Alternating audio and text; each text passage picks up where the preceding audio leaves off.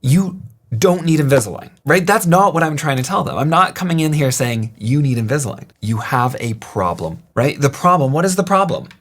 Right? Again, the problem is not you need Invisalign. The problem, in my opinion, is not you have a malocclusion. The problem is they are chipping and damaging their teeth. That is a problem to the patient that they understand.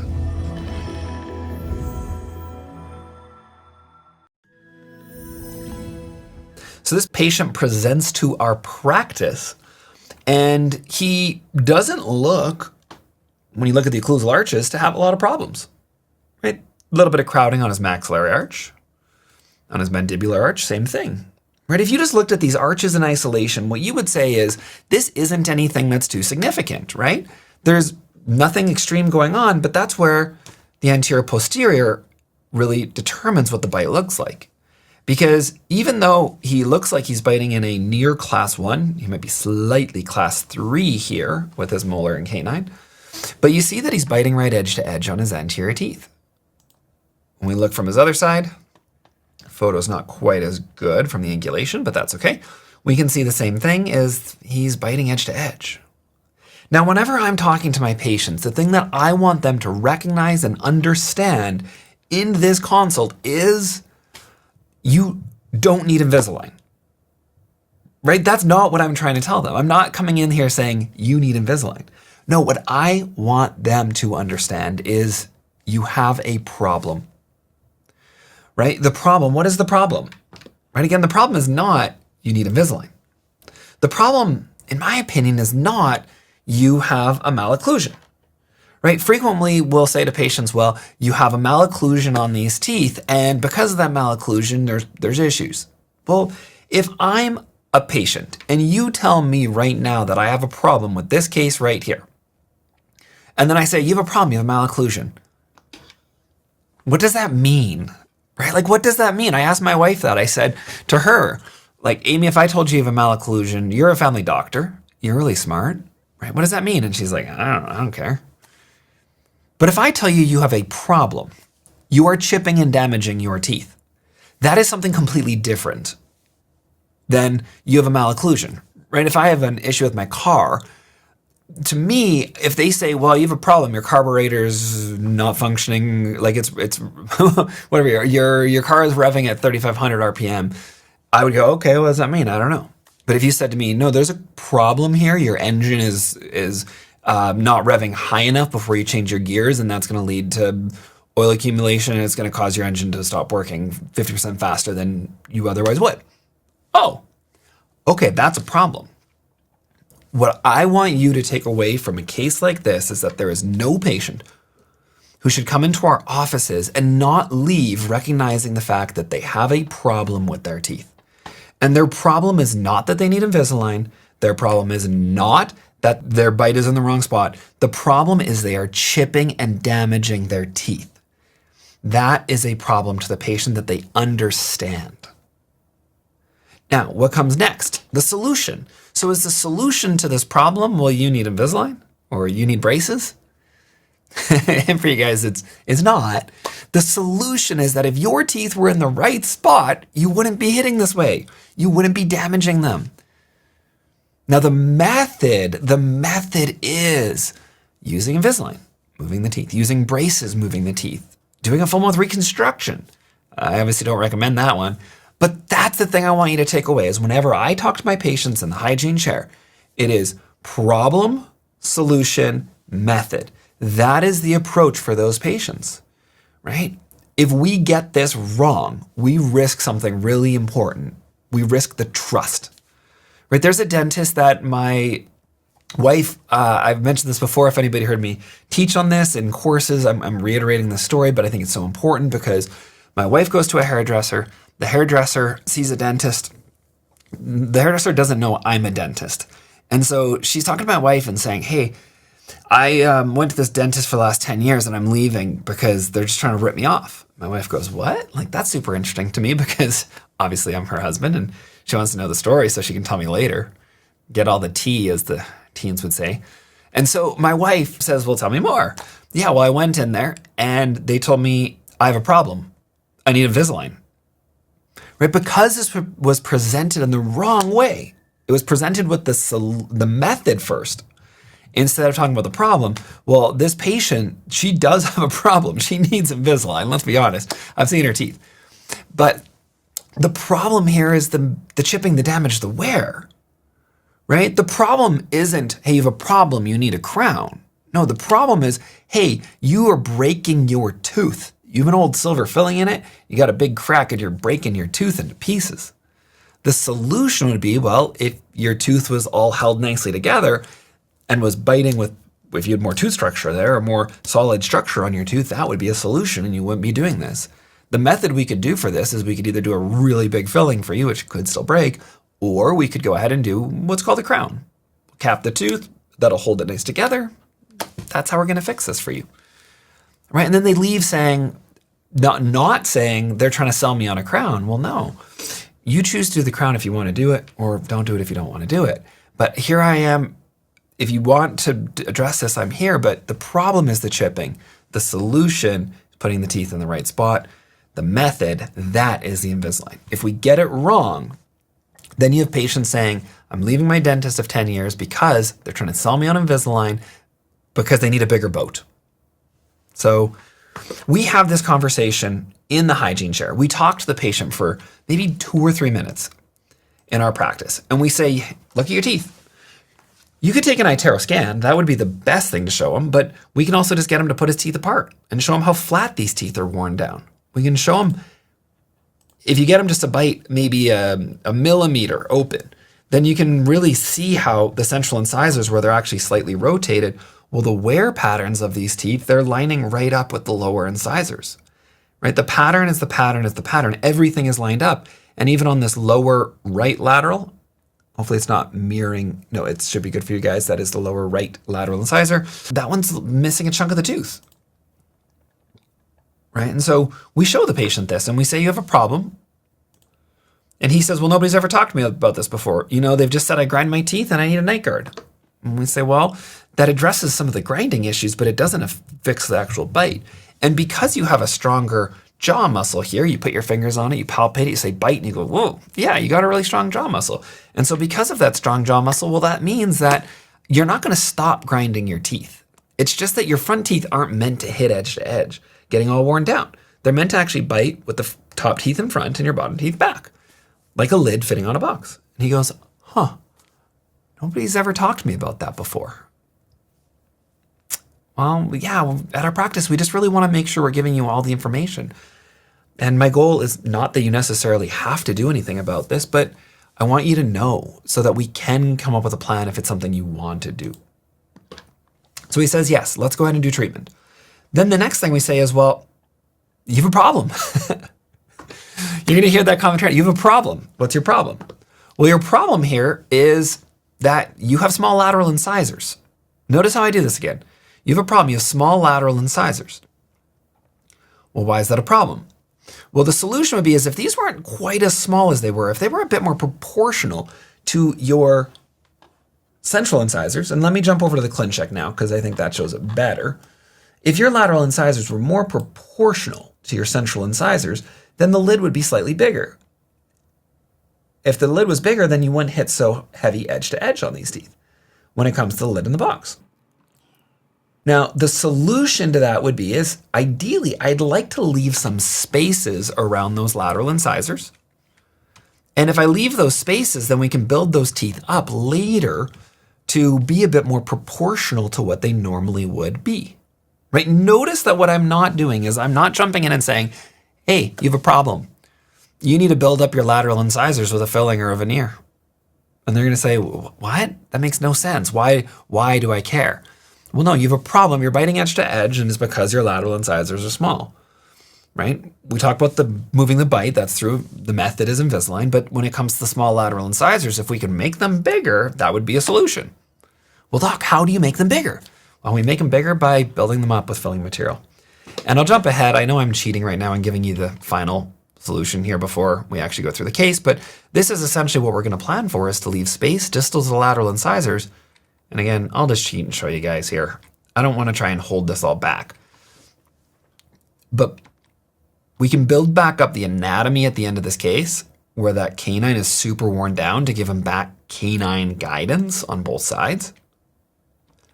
And we can build up the lateral incisor just with filling material to give him a more proportional lateral incisor.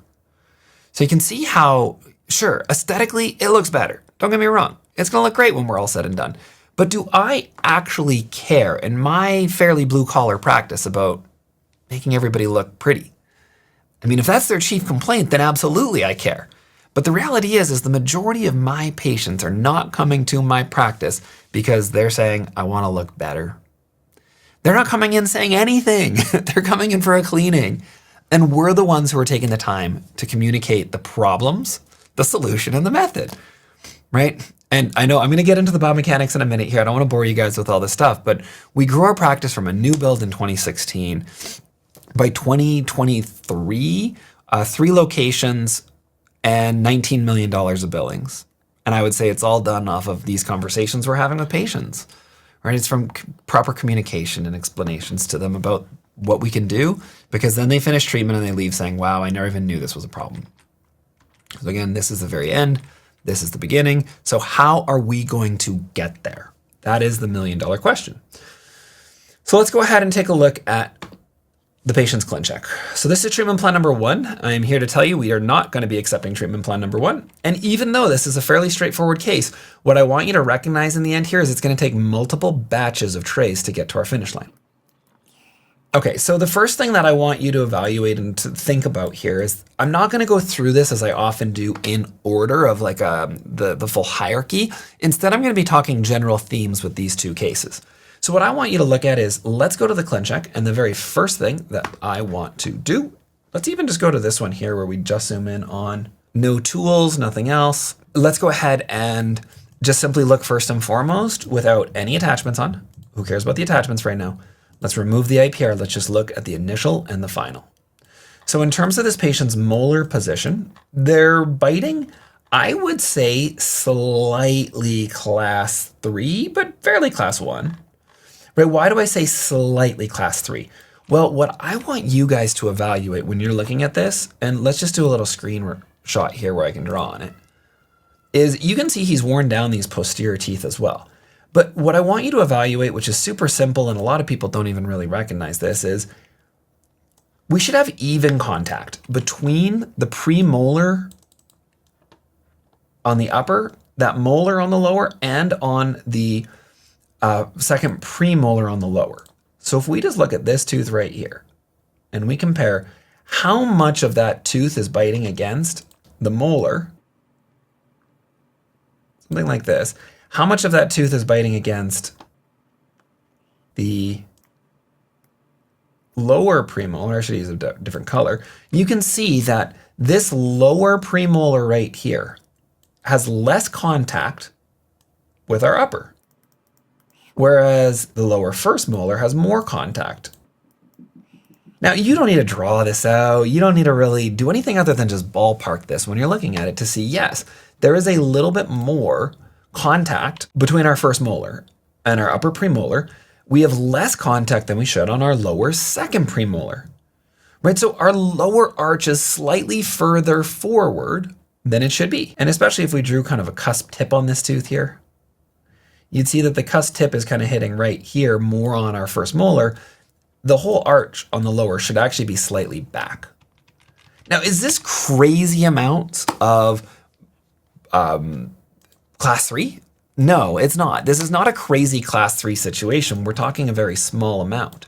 And if we look over here at our lower canine, why is this not behaving? There we go. Now, we do have some space here, so we theoretically need to move this back in our mind just to have that tooth slightly further back. But what we can see is that we're biting here in this situation here with our canine in a slight class 2 situation, right? But when we move this canine back, we're going to be back into a canine class 1 if you were to just close that space up, assuming the back teeth didn't move forward. On this side right here, it's a similar circumstance where, well, this side's maybe a bit better here in terms of if we were to draw this out, the middle of that tooth, that we have probably more 50-50 here of contact between this upper second premolar and our lower second premolar and our lower first molar. So this side's a bit better. So we're slightly class 3, just ever so slightly on the right, I would say, which then makes sense because guys, I want you to look at this, right? Evaluate right here, look at the midlines and look at how the midline is slightly off. The lower midline is slightly to the patient's left by about 1 millimeter. I didn't look at this case in advance. I try never to do that, so I want to take this fresh like it was my first time. But if you evaluate here to say, okay, well, our lower midline is slightly too far, right? If everything lined up perfectly, what we should always see is we should see, assuming there's no Bolton discrepancy, we would see perfect molar class 1, canine class 1, and our midlines would be perfectly on. Now that's assuming that all the teeth sizes are correct. That's assuming that we get the torque set up properly, that we fix the deep bite, that we have the proper arch width. If we have all those things, the puzzle should fit perfectly together. Molar class 1, canine class 1, midlines on. But the reality is that we don't have that. We'll have some asymmetrical growth where the jaw grew a little bit more on one side compared to the other side. If we look at this patient's face, let's take a peek here. His head's at a slight angle in the photo. If we were to look at the symmetry on his face, I would say that there's nothing significant I look at and say, wow, his face is really off. Because the reality is that studies show if you have an asymmetry of less than 2 millimeters, and if your midlines are not coincident with your facial midlines by 2 millimeters, then you're within a normal category and dentists won't notice, lay people won't notice, orthodontists won't notice. So if we were to actually look at his facial midline, it's not his lower that's actually off, it's actually his upper slightly. Let me draw this out again. Now, is this relevant? Does this really matter? I would say no. The difference that we're looking at here is so insignificant that it's irrelevant. And I'm not trying to set this case up to address this, his lower midlines may be more like that in the middle. But it's so minor that I think that we're not in a situation where we need to do a whole bunch of IPR to move his midline over to try and get it more coincident with his nose, with his face. Like everything for the most part here is fairly straight, and this is all within an acceptable range of normal. But the thing I want you just to recognize is the puzzle situation that when you look at this, if you get that proper class 1, canine molar, midline should be on. It doesn't necessarily mean we're going to always finish this patient with their midlines perfectly on at the end of treatment, but you can see how the midline's slightly off and it makes sense as to the why when you look at the side views. Okay, let's look at what's next. Whenever we're looking at situations where we have very little crowding and we have small lateral incisors, what I want you to think about is a Bolton discrepancy. So what does that mean? Well, if we go to our table here and we click on Bolton analysis, what this will tell us is that there is a Bolton discrepancy. It is telling us that in the canine to canine region, there is a mandibular excess here of 2.29 millimeters. Okay, let's break this down into more common sense in English. Because I have a big grievance with the way that the Bolton is displayed here because it's rather complicated. So if we take a screenshot, what the Bolton analysis, let me actually screenshot the whole thing, is meant to tell you is it's trying to tell you if there's a difference between how the lid and box fit together. So let's go ahead and first of all, get rid of our second number in the Bolton analysis because I have a question for you right now. What is the difference between 2.29 millimeters and 2.3 millimeters? Someone's going to answer and be like, well, it's 0.01 millimeters, Stephen. Okay, what is the thickness between 0.01 millimeters or 0.09 millimeters for that matter? It's so insignificant. It's so irrelevant. I think it's just really silly that we're getting a number here that's showing us to the 100th of a millimeter. It's just making everything more confusing. So I would actually say ignore that second number because it doesn't matter. The second thing I want you to look at is I want you to look at your lateral incisors, right? Depending on the ratios of some of the other teeth, your lateral incisors should be somewhere in that range of maybe 6.7 millimeters. And depends which school of thought. But if you're looking at these lateral incisors right here, and they're smaller than 6.7 millimeters, well, that's giving us some information right off the bat that they're small. Now, if we look to our Bolton, what this is telling us is between, like this number here again, this is telling us that between our canine to canine, we have a 2.2 millimeter Bolton discrepancy. So that's saying between the canine to the far canine on the other side, there's a discrepancy of 2.2 millimeters where the lower arch here is bigger than it should be. That's what they're telling us. And then what it's telling us here is that between the lower first molar in this region, so from the first molar to the first molar, which includes the anterior region as well, that there's a Bolton discrepancy of 1.6 millimeters. Sorry, 1.3 millimeters. I'm great at reading, guys. Right? So when we evaluate here, let's just ignore these numbers for right now. And what I want you to focus in on this. In this anterior region where it says we have a 2.2 millimeter Bolton discrepancy, do you think that this is from having too large of lower anterior teeth? Like it says here, it says mandibular excess. Or is it possible that our lateral incisors are too small? Well, if we went to ChatGPT, I should almost just try this right now and throw this in. I'd be curious. What's it going to tell us? Do we have too small of laterals on the upper, or is it our lowers that are too big? Well, a cheap and dirty way of knowing if you have a tooth that's too small without needing to do your full Bolton analysis is simply this. Just go look at those teeth. If you look at this upper lateral incisor and it is the same size as your lower incisors, it is too small. In this scenario right here, this tooth, it's too small. And so we know that from looking at the tooth table, we can see that it's only 6 millimeters in width, where it should probably be closer to that 6.7 millimeters in width. And so the lid and the box, they just don't coordinate. And that's what the Bolton discrepancy and the Bolton analysis is meant to tell you is, do the lid and box fit together properly? And if they don't fit together properly, what are our options?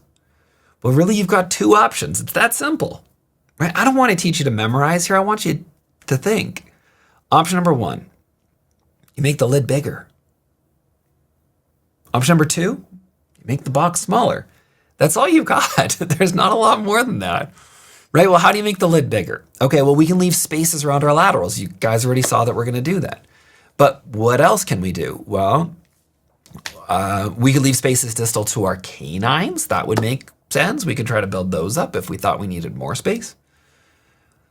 We could make the lid or the box smaller, we said. So we could do IPR. We could extract a lower incisor.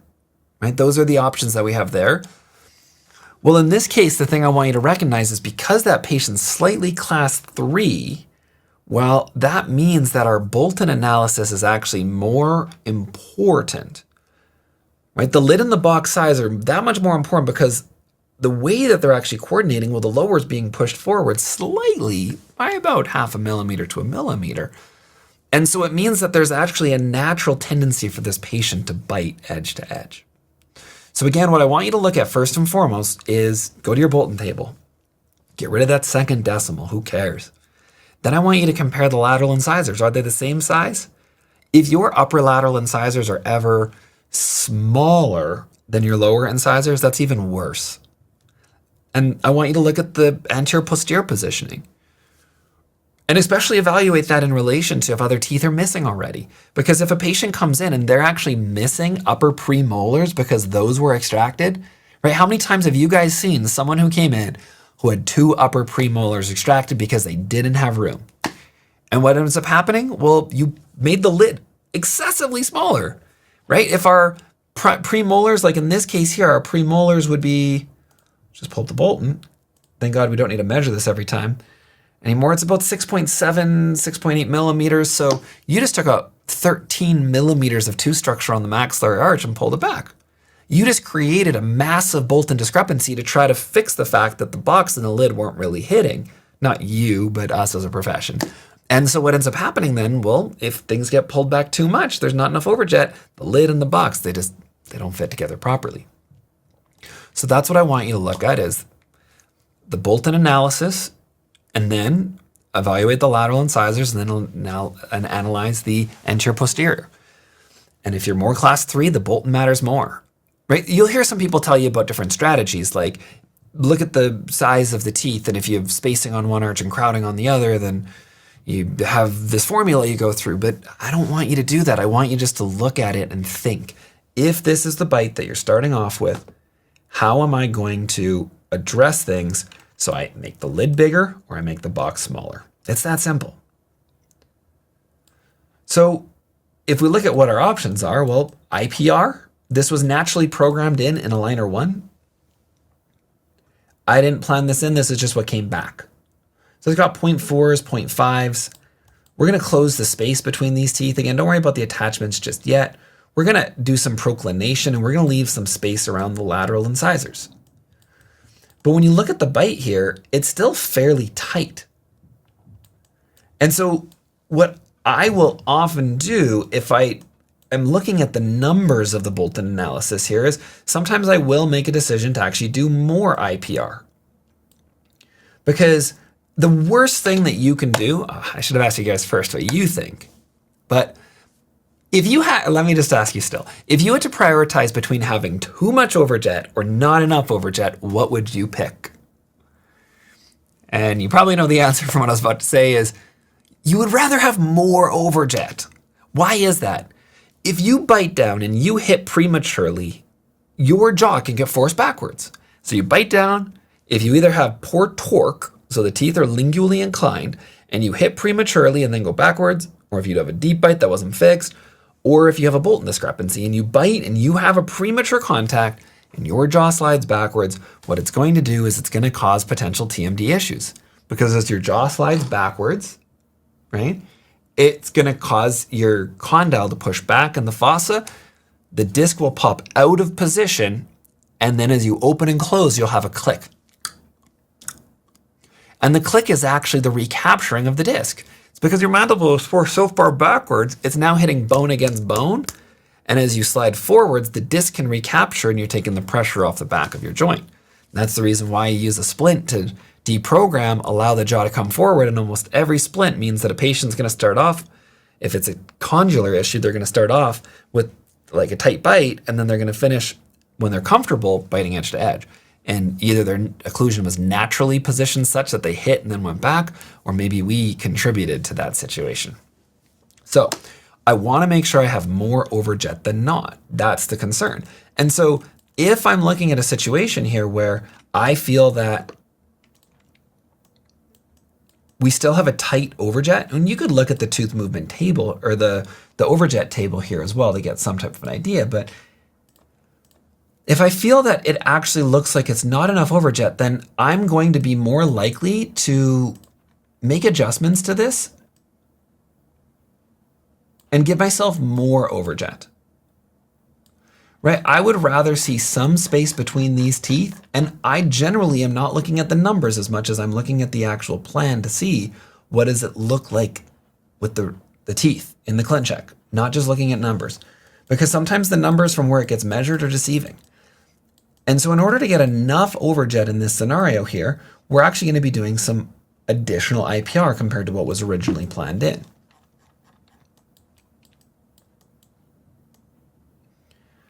And so we have some IPR here.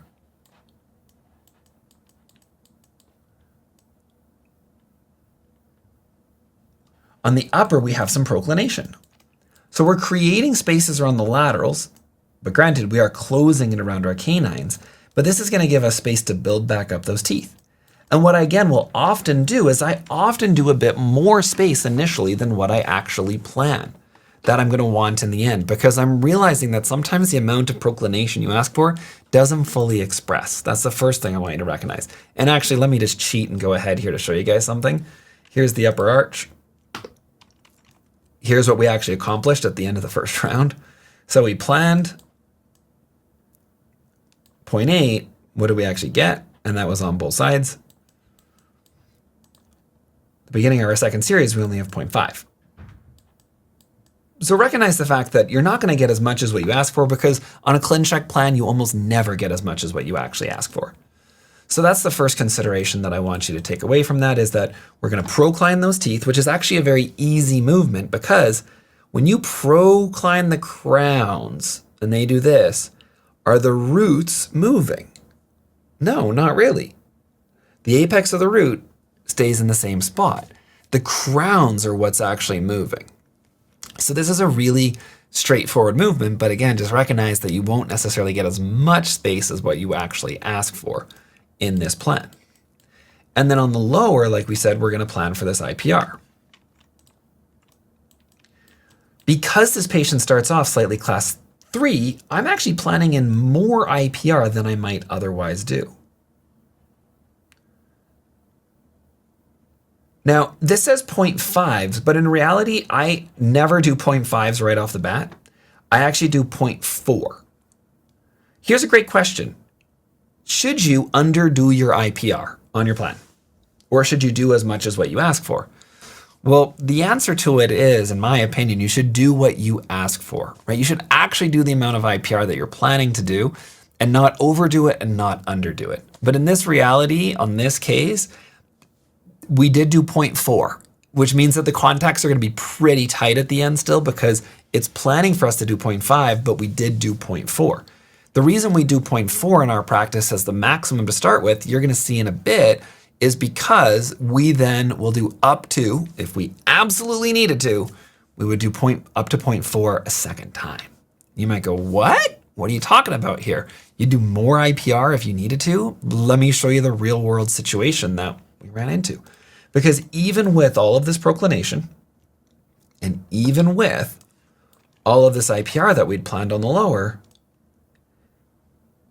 right? Even with this overjet situation, we actually still end up tight. And I want to show you why. If you look at this ClinCheck plan, I want you to look at this lower arch. Look at the second molar here. This is something that slips past so many doctors on these cases, because Align will put this in, but they won't actually show you. They won't tell you this is going in. So this is really, really important, because again, guys, my goal in this is to show you the good, the bad, the ugly, the real world, and to show you things that I don't do properly or well myself. Right? You learn from the mistakes of seeing it somewhere else. And so look at this lower second molar. What's happening to it? It's drifting backwards. Why is it drifting backwards? Right? It's showing us more overjet at the end because it's showing that lower drifting backwards. But in reality, do we think that that lower arch is going to move backwards with every single tooth in the mouth? Well, you might say, well, Stephen, you haven't shown me your attachments yet, so I can't say. It doesn't matter. I'll show you them. Here's what they look like. If we click on the attachments that you're going to see, right? This is treatment plan 4, so this is the one we actually accept. You're going to notice that I have some elastic cutouts, some precision cuts that allow me to hook elastics from the canine of the lower to the first molar of the upper.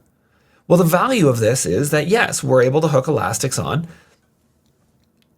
And what that's going to do is it's meant to actually help pull the anterior teeth back into these IPR spaces. What ends up happening when you do IPR, let's just talk about one concept first. Let's take out this IPR. Let's take out the attachments. Let's keep this simple. I want to just ask you a question right now. You may have heard me talk about this previously in some of these webinars, but let's say that you wanted to move backwards your lower teeth. And so you say, we're going to do some IPR. And we're going to do that IPR right here between our lower first and second molars. And in your ClinCheck plan, you set it up for you do the IPR, and then this tooth moves back. And then maybe this one moves back. And then that one moves back. And then these ones move back. And then this guy moves back. And everything is meant to move back into that space. And maybe you plan to do it all at once, and everything moves back together. Or maybe you did it sequentially, so one tooth moved at a time. Here's my question to you. Does this second molar stay stationary the whole time? Or is it possible that this tooth would actually drift forward? Well, the reality to that is that, yes, that tooth, of course, it's going to drift forward because the teeth don't know that a ClinCheck plan showed the second molar staying there where that one was supposed to hold all the front teeth moving backwards. It could show that on the ClinCheck plan, just like I showed you on this one, where it showed every single tooth moving backwards. It does not mean that is going to happen. Now, I can show you case after case after case where we planned in huge over-treatments or crazy things, and in reality, they don't fully express because the teeth just know that a tray went in, that it's pushing on the teeth, but it doesn't actually, they don't know that the second molar was supposed to stay there while all the front teeth moved backwards. In reality, what happens is that second molar, it's going to just slide forward slightly. So if you were trying to fix a class 3 situation with some IPR to help you out, and you were trying to back things up, and you chose to do your IPR between your lower molars and premolars, it's not really helping you that much because your molar's going to drift forward. And the easiest way for you to think about it from an Anchorage standpoint, scientifically speaking, is count the number of roots. 1, 2.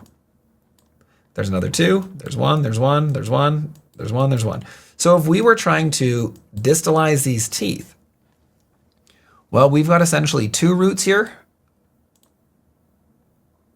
Let's use green. 2 roots against 2, 3, 4, 5, 6, 7 roots. The 7 roots are going to win. But what happens when we start getting into a situation where we do IPR where it's between some teeth, right? Let's say we go ahead and we do IPR between these teeth right here or between these teeth here.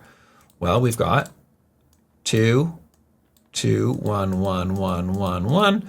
So we've essentially got 4 roots on this side here and 4 roots here. So if you do IPR between these teeth here, you're going to have an equal amount of distalization occurring of the anterior teeth moving back, and you're going to have an equal amount of mesialization occurring of the other teeth moving forward. The space is going to close that you created 50% through distalization, 50% through mesialization. So it doesn't mean, let's take another example, then let's say we're talking just distal of the canine. Try to keep these numbers up. So if we're looking at the distal of this canine, here's where we did our IPR. So we've got 3 roots against 2, 4, 5, 6 roots. 6 roots against 3. Well, that means that 66% of the space closure is going to be happening with the anterior teeth moving back. And 33% of that, based on the number of roots, 2-to-1 ratio, is going to happen with the, so it's actually, 66% of the root surfaces are here. So we're going to have more of the teeth moving back into that space. It just makes sense. Don't worry about all these ratios. Just physically look at this space here is that if you were to do IPR between the canine and the first premolar, are there more roots back here or are there more roots right here? Well, it's going to happen at a ratio that it's mostly going to be moving back to that space, but you are going to have some drifting forward. So that's a very long explanation to tell you that in this scenario here, where we are doing IPR between our lower teeth, the takeaway I want you to have is that, well, some of this IPR is going to resolve through the posterior teeth actually moving forward. But yet our ClinCheck is showing every single tooth in the mouth moving backwards. Right, I want you to think of another scenario with this. You see a guy who comes into your practice. He's the biggest class 2 you've ever seen in your life. 12 millimeter overjet. And he said, Doc, I really want you to fix this. And you say, I got it. I did Schalk's webinar last night. I didn't pay attention to it, but I got the gist, I think. It was on mute and I was watching the game at the same time. Watching the Oilers lose, hopefully. But I was not really paying attention, and so I put in my ClinCheck, and my ClinCheck goes, and it showed the lower teeth either doing a bite jump, where it's jumping forward, or it's slowly drifting forward into a class 1 with a 2 millimeter overjet. Looks perfect. Here's my question. You put in 2 pieces of plastic. With elastics, without elastics, I don't care, because this patient is not growing. They're 40 years old. Is this patient's lower jaw going to suddenly change from being a 10 millimeter overjet to being a 2 millimeter overjet? Not without surgery. We might be able to retract all the maxillary teeth by extracting some premolars or using a Carrier bar or doing other things. But in terms of actually changing the jaw, no. Structurally, this is what the patient has. Skeletally, we can't make an adjustment to that. He needs surgery. So it's the same thing here, but this is to a much smaller extent. And that's why it slips by. And that's why it gets us into trouble, because we don't recognize the fact that it's showing a anterior posterior change here. What we really should be doing is going to this technician's in the instructions. This case is finished, so I can't actually write in the instructions, but you'd go in the instructions here and you'd say, do not allow the lower arch to move distally at any time during treatment. Because even if you have elastics, which we do, which is meant more so to help back these anterior teeth up as much as possible into the spaces that we create with the IPR, this lower movement of the lower arch will not happen unless one scenario, which would be bad. If we use really heavy elastics and you actually got a posterior full jaw movement back 1 millimeter, 2 millimeters, the reason why it would be happening is probably because you're compressing your joint, and that's giving you an occlusion that looks really good, but a joint that is not happy at all. So when it comes to the elastics in this case, we're not going to be throwing in these really, really heavy elastics to accomplish full movement. Now, I'm not here to say that there isn't some techniques where you could try to back up all those teeth. You could place 2 TADs in the retromolar pad and use elastics within the lower arch to back up all those teeth. You could use a Carrier motion with really heavy elastics to try to back up a block of teeth like the canine back and then move the anteriors back and change the occlusal plane. There's some options. But the reality that I want you to recognize here is just that for all intents and purposes on the standard orthodontic case, if you see the lower arch shifting back like you see here, that is not something that you want to do, that you want to see happen. And what you want to do in that scenario is you'd right-click that tooth and you would say either make unmovable, or you would write in the text box to the technicians and say, do not allow this tooth to move distally. And what I'll do here is I'll pull up a demo case with his, just to show you how you would actually make that modification. So you'll see that there's the modify button. We would click that modify. Now his case is finished. And so we can click on this tooth. If there was a little bit of movement showing on it, you could right click this tooth and say make unmovable, and that will not allow that tooth to move in that scenario.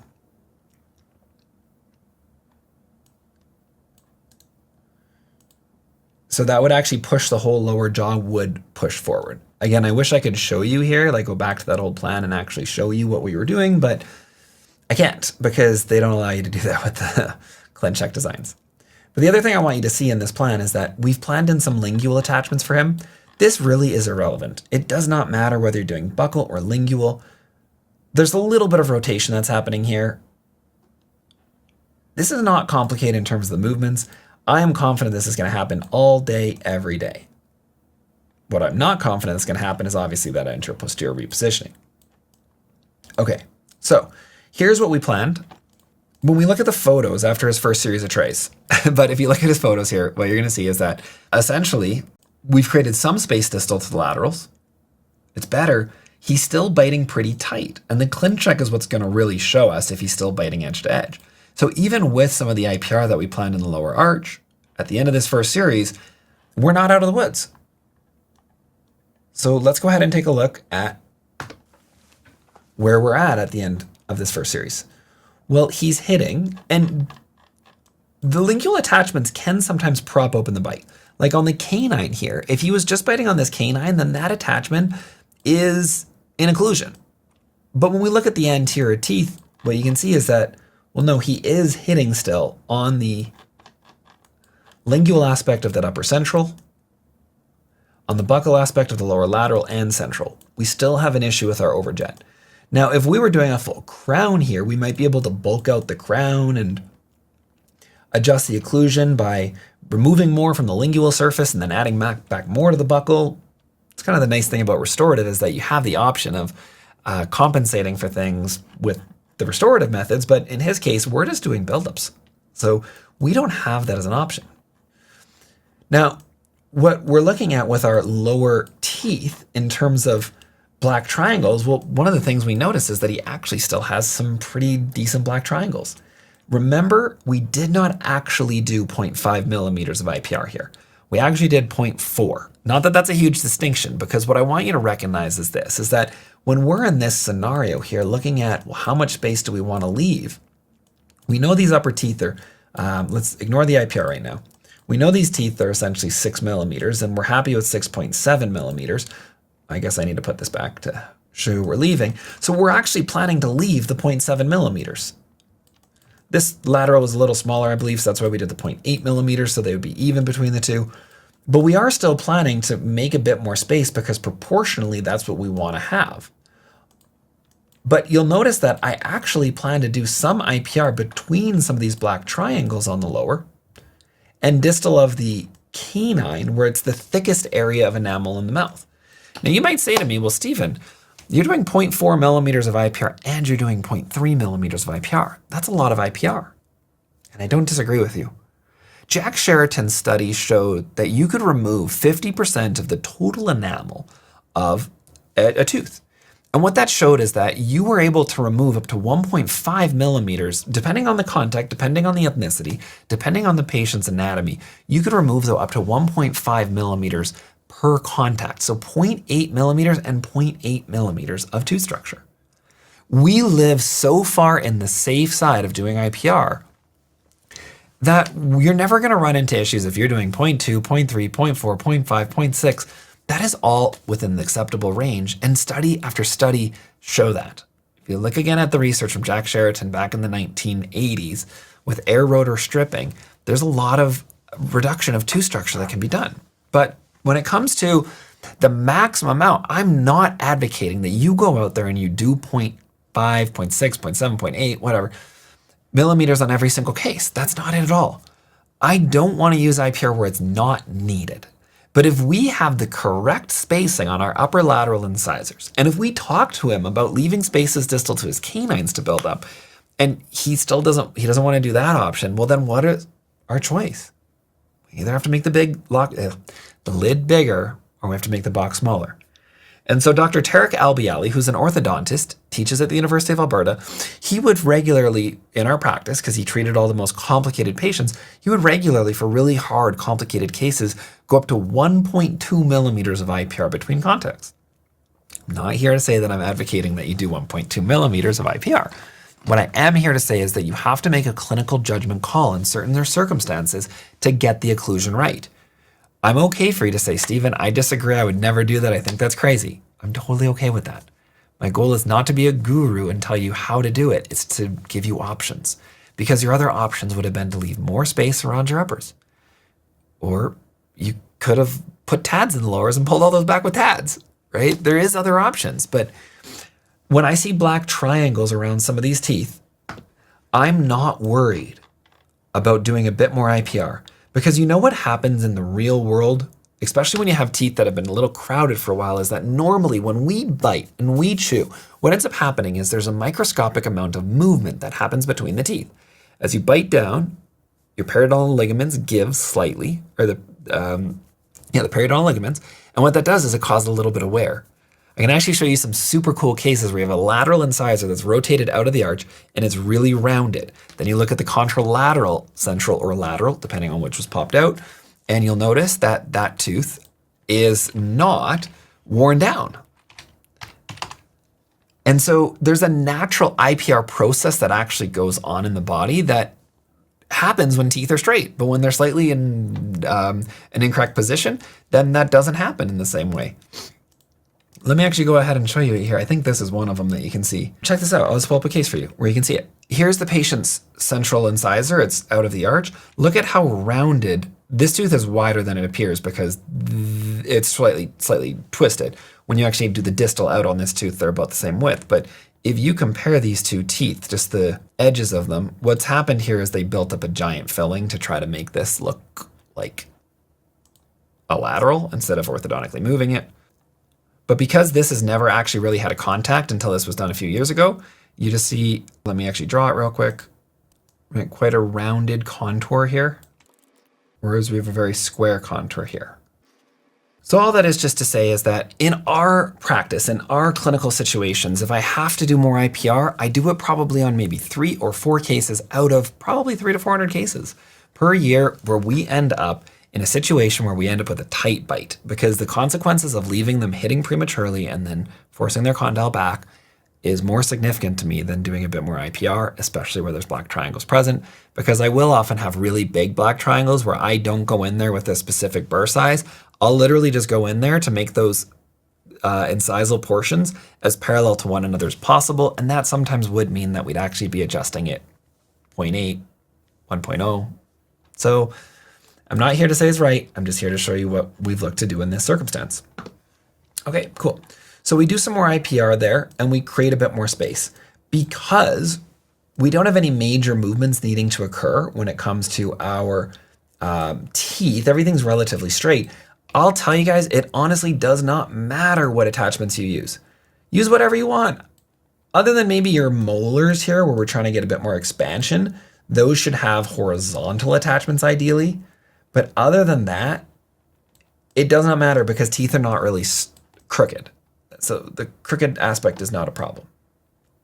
Okay, so we do a bit more IPR, we leave a bit more space. It's pretty straightforward. Okay, so back to his case. Here's where he's at now after his second series of trays. So we did a bit more IPR. He's not experiencing any issues when it comes to sensitivity with his lowers. The teeth could be aligned maybe a tiny bit better still. But in terms of our overall position of how his bite looks with his overjet, it's come along really well. Let's go ahead and take a look at his ClinCheck, because I think, again, that always shows us the best. So now when we look at it, if we looked previously, we were hitting on this lingual aspect with his lower lateral. Let me click back so you can see. Right, from here to here, he now has overjet. He's slightly biting on this lingual attachment. And I wouldn't mind if he actually had a touch more overjet, but when we look at the occlusion's hitting pretty good on the posterior teeth. So I'm not too worried about that. So now at this point, we're ready to go ahead and do his restorative treatment. So he's gonna get this restorative work done. In this case, we're just getting him a few trays just to hold things over while he gets his restorative done. So just some minor movements while he's sorting things out with his work schedule and whatnot. Here's where he's at the end of that series of trays. So now we've created exactly the 0.7 millimeters around his laterals. This angulation of the photo is not the same, so that's why it looks bigger. And you can see how this lateral incisor is slightly bigger as well. So that's why we have 0.8 millimeters of space that we left distal to his upper right lateral, 0.7 millimeters to his distal of his upper left lateral. Nowadays, I would be using Smile Architect for this case. I would actually design it with all the restorations built right over top with it in his smile so we could see all of this, but this case preceded that, and so we didn't use Smile Architect, but you don't really need to if you understand how this all works, because then now you can go ahead and get the laterals built up. At the same time, on the upper, if there was any black triangles, they can also be closed in, which of course is really nice aesthetically. Now this patient did not come in with aesthetics as his primary concern. He came in with function being the concern. So he's really happy with this result. But it was never his concern for aesthetics, but it is interesting when you talk to patients where oftentimes they don't come in saying that aesthetics are their primary concern, but yet at the end they'll say, wow, I really like how my teeth look. And it's not that I hated them before. You can see that's a brilliant photo we took of him. But when you compare the worn down canines, he has a very flat smile. Now that he has some more anatomy to his canines, and we could have actually maybe done a bit of extrusion on those teeth in retrospect to help the smile arc just to, like if it was a millimeter down on the laterals and centrals, I think I'd like this more. Which I always think we should be criticizing our cases. Or let me just see here. Restoratively, it could have also been addressed. I probably should have brought down those teeth a millimeter, because if I had brought them down a millimeter, the gingival architecture here, our central incisors are maybe a bit higher up than the canines for the gingival margins. Not that the gingival margins really come into play, but I think a millimeter down would have actually been a better finishing results. So the things I want you to recognize from this case is that there's a Bolton discrepancy. Laterals are small compared on the upper to the lower. When we evaluate, is it for that reason? Yes, it's the upper laterals. When we want to correct that, we make the lid bigger. We make it more like 6.7 millimeters, or you can run an analysis, throw it in ChatGPT even, and it will tell you what the laterals should be relative to their other teeth. Or in many different courses, there's different philosophies behind that. Then look at the anterior posterior. If you've got an anterior posterior discrepancy, you need to be aware of that, because what you plan, you will not get. And I'll just point this out that in our second iteration, when we were too tight, what you will notice we don't do here, because we fixed that error, is we made sure, oh, there actually is a little tiny bite jump there at the end, but if we ignore the bite jump, I guess, in the second one, this is simulating the actual final position here at 33. So this gives us an understanding of what the actual anterior posterior is, because it's not drifting every single tooth backwards. So make sure that it's not showing all those lower teeth drifting backwards. And then this is a scenario where the patient needs to understand, like if he tried to do this case without any buildups on his lateral incisors, it's probably a case where you should tell him, no, like we can't unless you're willing to extract a lower incisor, because you can see how we pretty much did the maximum amount of IPR that you really could do to get him to that final position. In regards to clearly aligned content, clearly select, I mean, we're not sponsored by anybody. I'm not throwing ads at you right now of Invisalign. They're not paying me anything for this. I try not to be sponsored pretty much by everybody, because I want to give you my own objective opinion on things, and that's that Invisalign is the best product, that it changes our patients' lives, that it can change our lives financially and from a body stress standpoint. I'm so glad that I do it, because it's so much more fun than just drilling into dirt, removing old fillings, putting new ones in. I mean, there's certain fun behind that, but eventually it really starts to wear down our bodies. We know that from studies. We know that our eyesight gets worse. We know that our hearing gets lost over time in dental practices because of certain frequencies. And so my goal at Clearly Select is so frequently doctors will take a course. They'll do a webinar, they'll do a course, they'll do something. But it's so hard to actually implement, because it's not that any of these individual things are challenging, but when you take 300 little tiny things that need to happen, patient being greeted at the door, being sat properly, having the attachments put properly so that the trays are actually pushed fully on the teeth, that are verbally explained all the different instructions, that the ClinCheck plan was designed with the proper attachments, the proper biomechanics, the proper spacing. When we get to the end of treatment, that we're able to effectively finish a case, that we're able to do the restorative, that we're able to make all these little things happen. That's where it's not hard in these little things, but when you put them all together, it can be really challenging. And that's why we created Clearly Select, is to help guide doctors through this process, to give them support. So that when you're sitting chairside and you don't know what to do, we have the Slack community where you can ask questions and have doctors immediately answer your clinical questions. You have the ClinCheck design section. You have office hours available where you can sit down with doctors, both dentists and orthodontists, and with Kelly, who's designed 10,000 cases, to go through your cases, right? So we have this amazing community of 350 doctors that are spread globally, right? We have doctors from all over Canada, the US, but we have doctors from Bahamas, Japan, Australia, New Zealand, right? It's a global mission of what we're trying to accomplish here. We want to have better treatment for your patients. We want you to have a better lifestyle where you're not forced to physically be in the practice all the time, because I'm only in the practice usually once every 6 weeks now for a week. And I'm still able to do pretty much just as many cases as I always was, just we're more effective with how we do it. That might not be your dream, but I want you just to understand that there's a reason why the #1 rated profession year after year after year is orthodontist, because it gives you such an amazing lifestyle. You can have such an amazing impact on your patients, and you don't have to be the one who's they're physically doing all of it, right? Even if I made half of what I made as a general dentist, I would be doing orthodontics, guys.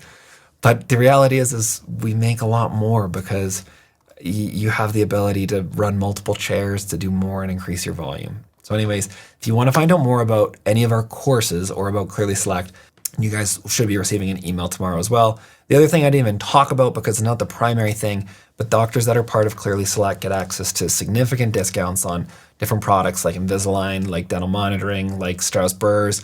We've just negotiated some new partnerships that are going to be coming out soon. So the average doctor in our community does save more than $30,000 on their savings that they receive from all these different companies that we leverage significant discounts from.